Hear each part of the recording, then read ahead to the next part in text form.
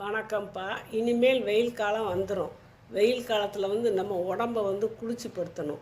இதுக்கு சிறுதானியங்கள் சிறுதானியம் என்னன்னாலும் சரி, கம்பு, சோளம், சாமை, கேப்பை, இதுகளெல்லாம் கேழ்வரகை தவிர்த்து, கேழ்வரகு தனியாக அதை கூழ் செஞ்சுக்கலாம். நான் சொல்கிறது கேழ்வரகை தவிர்த்து இந்த சிறுதானியங்களெல்லாம் ஒரு 50 கிராம் அளவு எடுத்து, 50 கிராம் ஒரு டம்ளரில் போட்டு அளவு பண்ணி வச்சுக்கோங்க.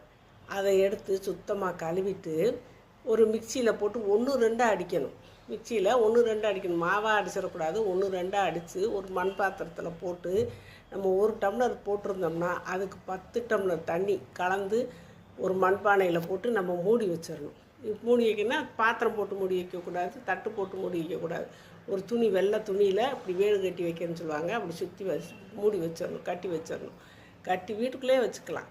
வச்சுட்டு காலையில் இந்த வேலையை செய்யணும். அப்புறம் நைட்டு ஒரு 7-8 மணி வாக்கில் அதை அடுப்பில் வச்சு காய்ச்சணும். கரண்டியை வச்சு காய்ச்சணும். அடுப்பில் ஒட்டு அந்த சட்டியில் ஒட்டுற அளவுக்கு காய்ச்சி நல்லா ஒரு 10 நிமிஷத்தில் வெந்துடும். நல்லா வெந்துருச்சான்னு வேக வைக்கிற அளவு நீங்கள் வேக வச்சு அதை திருப்பி அடுப்பை அணைச்சிட்டு திருப்பி அந்த துணியை போட்டே கட்டிடணும்.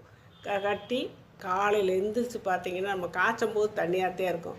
காலையில் எந்திரிச்சு பார்த்தீங்கன்னா ஓரளவுக்கு குளன்னு ஒரு மாதிரி இருக்கும்.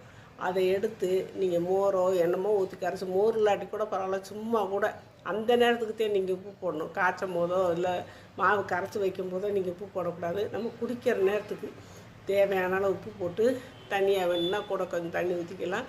இல்லை நம்ம கெட்டியாகவே சாப்பிட்ணுன்னா கூட இப்படியும் சாப்பிட்டுக்கலாம். அதை கரைச்சி 2 சின்ன வெங்காயத்தை வச்சு கரைச்சி சாப்பிட்டு வாங்க. உங்கள் வயிறு அவ்வளோ சந்தோஷப்படும், உடம்பும் சந்தோஷப்படும், சூடு தனியும், உடம்புல உச்சியிலேருந்து உள்ளங்கால் வரைக்கும் உங்களுக்கு ஆரோக்கியம் கிடைக்கும். அதனால் இந்த கஞ்சியை நீங்கள் காலையில் நீங்கள் குடிச்சு வாங்க. ரொம்ப உடம்புக்கு நல்லது.